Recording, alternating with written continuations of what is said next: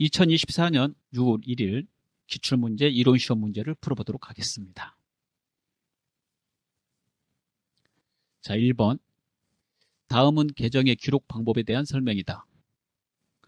아래에 가와 나에 각각 들어갈 내용으로 옳게 짝지어진 것은.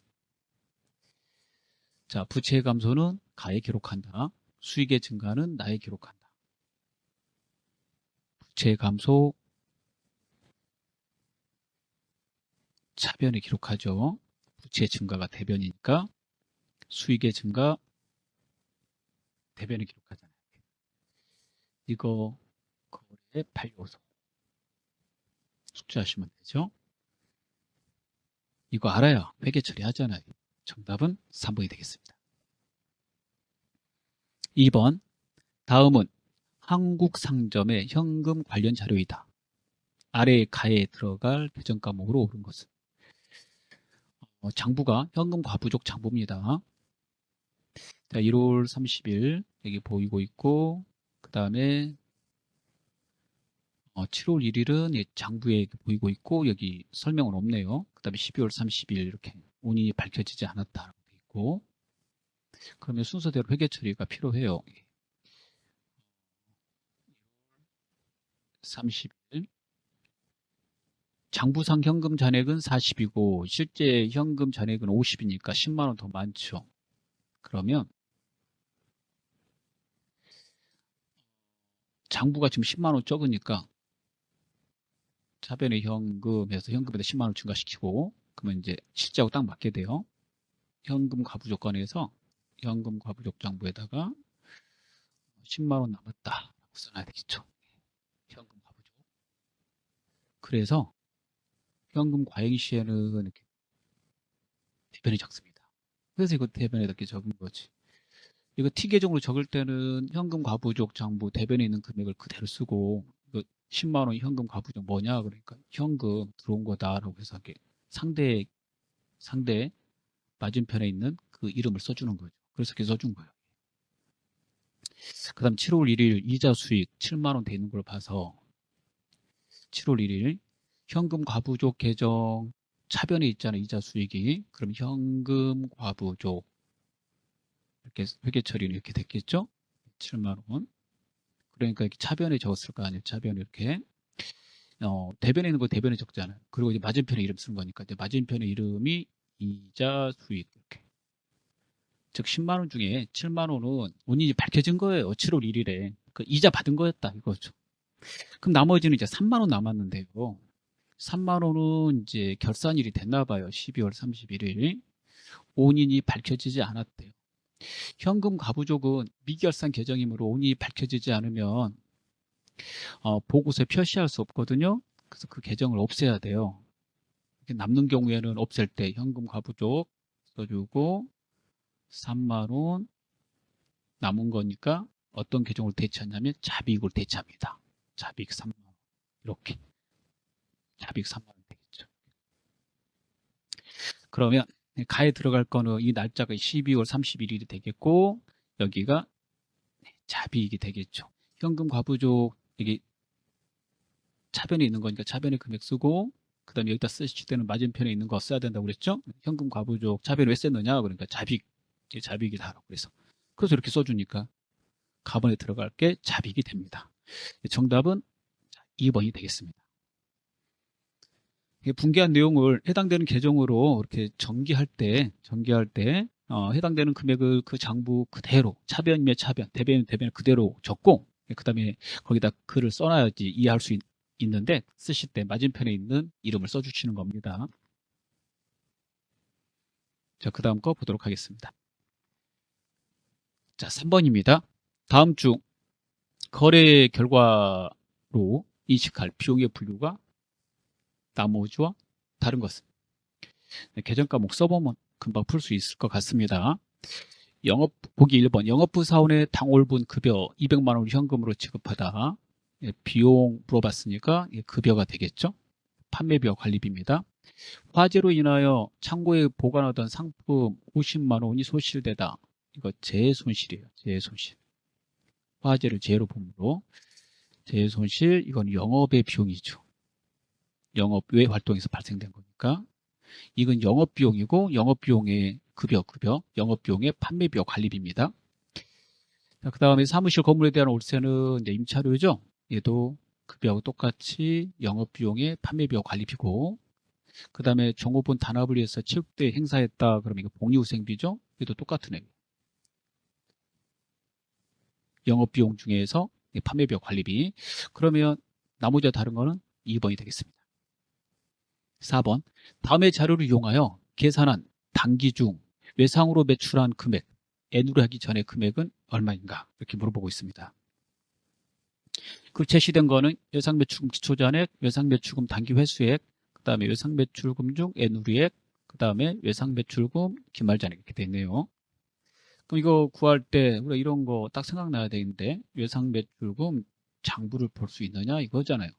외상매출금 장부를 보려면 외상매출금 기초 잔액에서 플러스 기말 회수 못한 외상매출금 잔액까지만 구하면 되는 거죠. 단기 외상으로 판 거, 단기 외상매출금. 그 다음에 여기 외상으로 팔았는데 혹시 N으로 해주거나 또는 할인해주거나 그러면 그거 다 빼는 거예요. 그래서 N으로 했다면 N으로액 빼주고, 할인해줬다면 할인액 빼는 거예요. 예. 그런 거 이제 받을 수 없으니까. 그 다음에 여기 있는 것만 쓸 거예요. 지금 회수한 것도 빼면 이게 기말의 외상매출금이 되겠죠. 기말에 회수 못한 외상매출금, 즉 외상매출금 지문대로 쓰면 기말 잔액이 됩니다. 외워놓으셔야 되죠. 여기다 계속 추가하면 이런 거 쓸 수 있어요. N우리, 그 다음에 할인, 지문은 없지만, 그 다음에 이게 이제 받을 수 없으니까 그 받아야 될 돈에서 이제 빼는 거죠. 계속 뺀다면, 그 다음에 대손 같은 거 발생되면 대손 받을 수 없으니까 대손금도 빼고 이렇게 하는 거예요, 여러분. 그 다음에 팔았는데 뭐 반품 됐다. 그럼 그 돈 안 받잖아요. 그래서 그거는 환입이 되겠죠. 그래서 할인 있고 N우리 있고 환입되는 것들, 뭐 이런 것들은 다 받아야 될 돈에서 이제 빼요. 그러니까 받은 돈 빼고 나면 이제 못 받은 돈이 된다 이거죠. 그럼 여기서 계산해 보면 되니까 이거 물어보고 있는 거잖아. 이거 이렇게 숫자를 대입해요. 이렇게 대입하고 그다음에 여기다 물음표 하시고 이거만 구하면 되니까 N우리 이렇게 집어넣고 회수액 넣고 이렇게 집어넣으면 계산하면 4번의 정답은 4번이 나오게 됩니다. 계산 한번 해보세요. 60만 원이 됩니다. 5번입니다. 다음 중 아래의 자료에서 설명하는 특징을 가진 재고자산의 단가 결정 방법으로 옳은 것은? 재고자산의 단가 결정 방법은 개별법, 선입선출법, 이동평균법, 총평균법, 후입선출법이 있습니다. 그 중에서 설명하는 걸 찾으라는 거죠. 실제 재고자산의 물량 흐름과 계리가 발생하는 경우가 많다. 물량의 흐름대로 발생 안 해나 보죠. 계리가 발생된다니까. 물량의 흐름은 이제 들어온 대로 이제 팔려 나가야 되는 거죠. 일반적으로 기말 재고액이 과소 계상되는 특징이 있다. 이렇게 일반적으로 그러면은 물가 상승 이런 거 말해요. 물가 상승, 인플레. 좀 더 여기다 지문을 넣어줬어야 되는데 물가 상승 시 재고액이 과소 계상되는 특징이 있는 게 있죠. 그게 뭐예요? 후입선출법이죠. 후입선출법은 가장 나중에 사온 걸 먼저 파는 거니까 물량이 흐름하고 계리가 되겠죠. 거꾸로 하고 있기 때문에 단가 쓸 때. 그리고 만약에 물가가 오른다면 가장 나중에 사온 게 가장 비싼 거니까 비싼 거 다 팔고 먼저 사온 것들만 남아있게 되겠죠. 나중에 사온 걸 먼저 판다고 그랬으니까 재고로 남아있는 거는. 그래서 싼 것만 남아있으니까 기말 재고가 과소 계산 되겠습니다. 자, 그 다음 6번을 보도록 하겠습니다. 다음은 한국제조가 단기 중 처분한 기계장치 관련 자료이다. 기계장치의 취득금액은 얼마인가? 취득금액, 그 다음에 처분이익, 처분금액이 나오니까 이런 문제 푸실 때 뭐 처분 손익 이렇게 해서 이제 풀어본 적 있거든요. 그래서 장부금액 때 이렇게 이걸 하나 열어놓으면 좋다고 그랬죠. 처분금액의 차액이 처분이익이다라고 그랬어요. 예, 처분 이익이 지금 발생했네. 예. 그래서 처분 금액보다 이제 장부 금액이 더 작으면 처분 이익이 발생되겠죠. 처분 금액이 1200이요. 1200이고 처분 금액이 처분 이익이 700만 원 발생했다고 그랬잖아요. 700만 원 발생했다고 그랬어요. 그러면은 장부 금액은 500이 돼야 되겠지. 그래야지 그 차액이 700이니까. 근데 장부 금액은 공식이 어떻게 돼요? 장부 금액은 취득한 금액에서 취득한 그 유형자산 금액에서 쓴 거 빼야 되잖아요. 그 가치가 떨어진 거 감가상각 누계액을 빼는 거죠. 이게 장부 금액인데 이게 500만 원이라는 소리잖아요. 감가상각 누계액이 500이라고 제시됐으니까 취득한 금액은 1000만 원 주고 취득했나 보죠. 그럼 1000만 원이 되니까 정답은 4번이 됩니다. 이렇게 해서 푸시면 되겠습니다. 7번을 보겠습니다. 다음의 자료를 참고하여 기말 자본을 구하시오. 이거 좀 많이 나오는데 외우셔야 됩니다. 기초 자본에다가 총수익 더하죠. 단기 총수익 지문대로 써보면 더하고 그 다음에 총비용 빼야 되죠. 단기 총비용 빼요. 이 총수익이 총비용보다 크면 이게 단기 순이익이라고 그러잖아요. 자, 그 다음에 지문에 다른 거 없으니까 이렇게 하면 얘가 이제 기말 자본이 됩니다. 지금 기말 자본을 구하라고 그랬고 기초 자본을 줘야 되는데 기초 자본은 어떻게 구하냐면 기초 자산에서 기초 부채를 빼요. 자산에서 부채를 빼면 자본이거든요. 기초 자본이니까 기초 자산에서 기초 부채를 빼면 됩니다. 그래서 기초 자산에서 기초 부채를 빼면 되니까 170에서 130을 빼면 되겠죠. 그래서 170에서 130을 기초 자본 제시됐네. 기초 자본에서 기초 부채 이렇게 나와야 되는데 이게 기초 부채 가지고 나와야지 문제가 어려운데 이렇게 써줘 버리면 어떻게 해요? 그러니까 이렇게 집어넣고 이렇게 넣고 이렇게 넣으면 정답이 나오겠는데요. 그러면 그대로 계산합니다. 130만 원 더하기 200만 원 빼기 150만 원. 그럼 180이네요. 정답은 3번이 되겠습니다. 다음 문제 보도록 하겠습니다.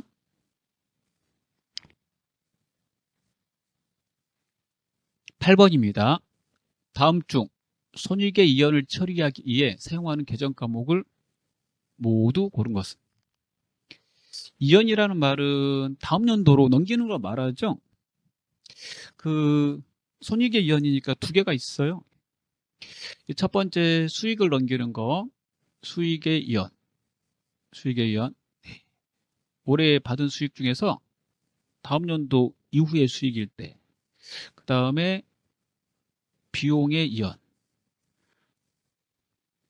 올해 비용을 지급했는데 이게 다음 연도 비용일 때, 다음 연도로 이렇게 넘겨야 되죠. 그래서 다음 연도 이후에 발생되면 다 이연을 시킵니다. 계정 과목은 수익의 이연 시에 쓰는 거, 선수 수익. 비용의 이연 시에 쓰는 거, 성급 비용. 그래서 이연 시에 쓰는 거는 다 선자가 들어가요. 이렇게 암기하실 때 그렇게 외우시면 되겠습니다. 정답은 1번이 되겠죠. 가하고나가 됩니다. 9번 보겠습니다. 다음 중 재고자산의 종류에 해당하지 않는 것은? 자, 이런 거는 우리가 공부 많이 해서 쉽다고 생각해야 되는 거죠. 4번입니다. 유형자산이죠. 유형자산.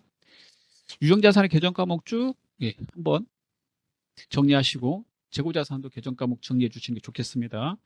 상품, 제공품, 반제품 외에도 원재료도 있고 제품도 있고 저장품도 있고 시성품도 있고 적성품도 있고 미착품도 있습니다. 자, 10번 보도록 하겠습니다. 다음 중 아래 가와 나에 각각 들어갈 부채 항목의 계정 과목으로 오케자 지어진 것은? 이런 거 문제 풀 때 흥미진진하죠? 내가 외운 계정 과목 물어보고 있으니까. 첫 번째, 현금 등 대가를 미리 받았으나 수익이 실행되는 시점이 차기 이후에 속하는 경우 가로 처리한다. 수익이 오래 게 아니니까. 그렇죠? 선수 수익이잖아요. 수익의 이연이죠. 일반적인 두 번째, 상거래 외의 거래와 관련하여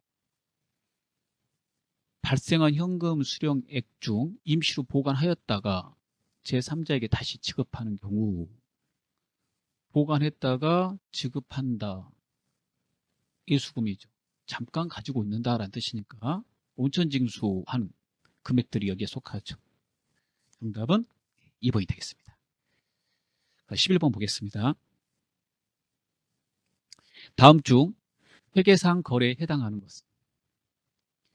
회계상 거래는 자산부채 자본 수익 비용의 변화가 생겨야지 회계상 거래라고 합니다. 1번, 직원 한 명을 신규 채용하고 근로계약서를 작성했다. 계약서만 작성한 거는 거래가 아닙니다. 급여가 나가야 거래가 되겠죠.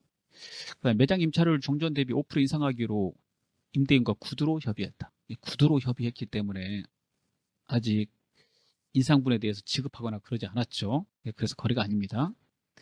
제품 100개를 주문하고 고객으로부터 제품 50개 추가 주문을 받았다. 주문만 받은 거고 실제 고객한테 이제 준 건 아니니까 아직 자산부채 자본 수익비용의 변화가 생긴 게 아닙니다. 나머지 하나밖에 안 남았는데요. 4번이 정답이 돼야 되겠는데 한번 보죠. 사업 자금으로 차입한 대출금에 대한 1개월분 대출 이자가 발생했다. 이자가 발생했다고 그랬네. 그럼 이게 이자 비용이죠.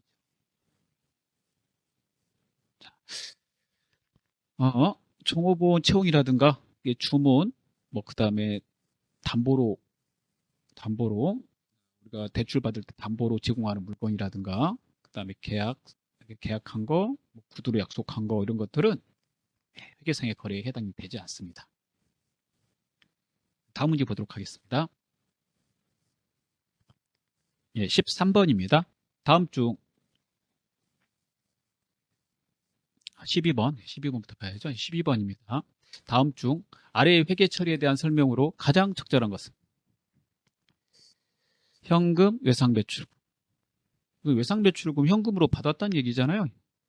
외상배출금 현금으로 받았다. 그거 찾아가면 되니까 쭉 보시고 정답 3번이 되겠네요.